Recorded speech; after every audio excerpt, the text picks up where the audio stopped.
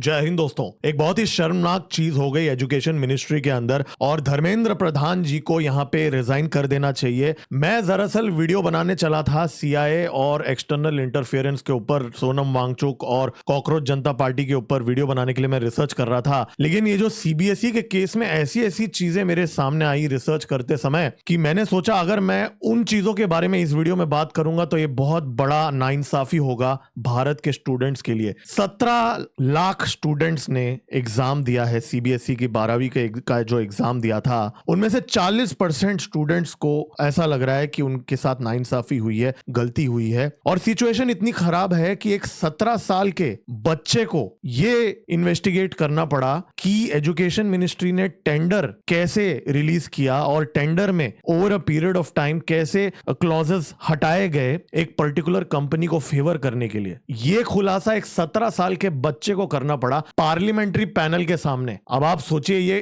क्या एक बच्चे का काम है, लेकिन यहां पे ये काम हुआ है। स्कैन कॉपी बनाई जा रही थी आंसर शीट्स की मैनुअली, फिर उन स्कैन कॉपीज को अपलोड किया जा रहा था क्लाउड पे, AWS के क्लाउड सर्वर पे। फिर उन स्कैन कॉपीज को टीचर्स ऑनलाइन माध्यम से देखते थे, मार्क्स देते थे ऑनलाइन माध्यम से।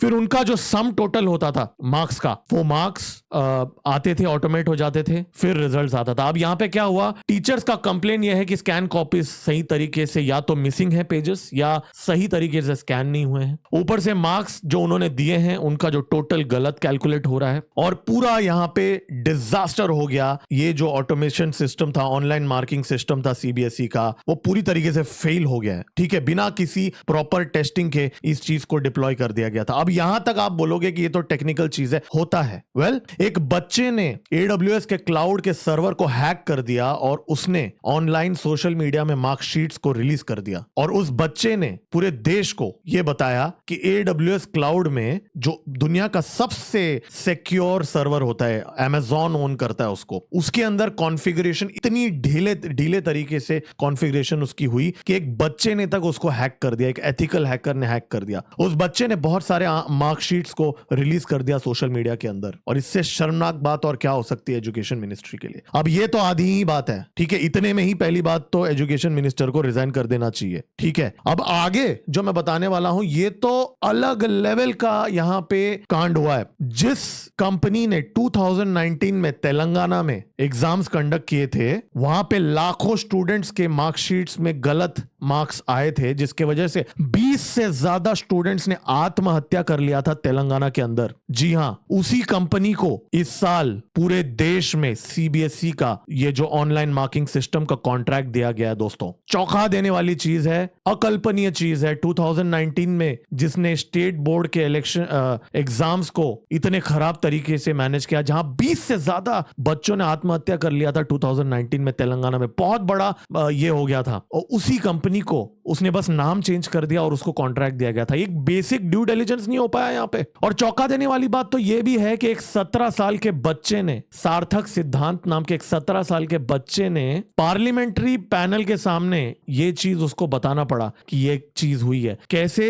टेंडर में बार बार चेंजेस होते थे ताकि एक पर्टिकुलर कंपनी को फेवर हो, ऐसा एलिगेशन इसने लगाया। अब आप सोचिए, एक 17 साल के बच्चे को एलिगेशन लगाना पड़ रहा है। यह काम क्या एक बच्चे का है। और TCS जैसी कंपनी, उसने भी अप्लाई किया था टेंडर में, मात्र 2 पॉइंट के वजह से उसको TCS को कॉन्ट्रैक्ट नहीं मिला। इस चीज का किस चीज में नहीं मिला मालूम है आपको? वो एक पॉइंट में ये लिखा था कि क्या उस कंपनी को पहले एक्सपीरियंस है आंसर शीट्स को इवैल्यूएट करने का। उस पॉइंट के ऊपर TCS को कॉन्ट्रैक्ट नहीं मिला। मतलब इस देश में वीजा के प्रोसेसिंग के लिए TCS को कॉन्ट्रैक्ट मिल सकता है, लेकिन सीबीएसई के इसके लिए TCS को नहीं मिल सकता। खैर, मैं यहां पे TCS की तरफदारी नहीं कर रहा हूं। मेरा कहने का पॉइंट ये था कि जिस कंपनी को ब्लैकलिस्ट कर दिया गया था तेलंगाना के अंदर, उस कंपनी को कैसे कोई कॉन्ट्रैक्ट दे सकता है। और आप चौंक जाएंगे सुन के कि टेंडर के अंदर एक चेंज लाया गया था, जहां पे एक क्लॉज हटाया गया था कि वो कंपनी, उसमें पहले ये लिखा था कि पास्ट में कोई कंपनी ब्लैकलिस्टेड नहीं होना चाहिए, लेकिन नए टेंडर में लिखा था कि अभी प्रेजेंट में वो कंपनी ब्लैकलिस्टेड नहीं होना चाहिए। तो इसके वजह से क्या हुआ, ये जो कंपनी थी तेलंगाना का, एलिजिडली, अगेन ये इन्वेस्टिगेट करना चाहिए हमारे एजेंसी को, एलिजिडली ये जो कंपनी थी,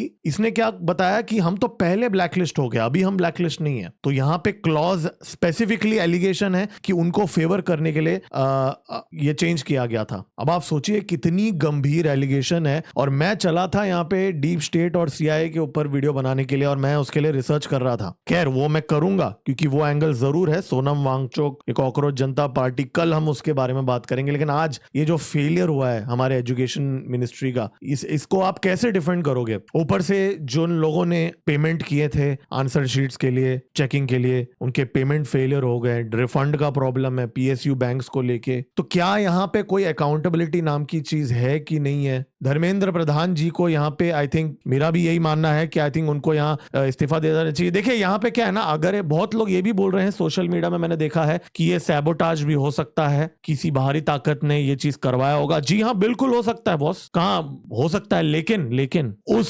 साजिश से बचना भी तो मिनिस्ट्री का काम है ना। आप ये नहीं बोल सकते कि भाई वो किसी और का साजिश था, हम तो बहुत हमने तो कुछ नहीं किया। आप ऐसे नहीं बोल सकते, ठीक है। और यहाँ एक गलती नहीं हुई है, दो बड़ी बड़ी गलतियां हुई हैं। एक तो पहली बात तो ये पूरा जो ऑनलाइन मार्किंग सिस्टम है इसकी चेकिंग नहीं हुई, टेक्निकल मिस्टेक्स हुए हैं यहाँ पे, वो तो एक बात। दूसरी बात, यहाँ पे स्कैम का इन्वेस्टिगेशन करने की जरूरत है, क्योंकि जो एलिगेशंस लगे हैं वो एलिगेशंस चौंकाने देने वाली एलिगेशंस हैं। और प्राइमा फेसी आप सब लोगों को पता है इस देश में कैसा व्यवस्था चलता है, और क्यों एक 17 साल के सार्थक सिद्धांत नाम के बच्चे को टेंडर को इवेल्युएट करना पड़ा। ये काम तो सरकारी बाबुओं का काम है ना। सरकारी बाबुओं का छोड़ दीजिए, कम से कम जो सीनियर लॉयर्स हैं, जो पब्लिक फिगर्स हैं, उनका काम है ना। अभी अभी नीट का पेपर का लीक का कंट्रोवर्सी हो गया, वहां पे ऑलमोस्ट 2.27 मिलियन, मतलब 20 लाख से ज्यादा स्टूडेंट्स निराश हो गया उसके वजह से। एनटीए के अंदर जो टीचर्स हैं उन्होंने ही कांड कर लिया वहां पे, तो वहां पे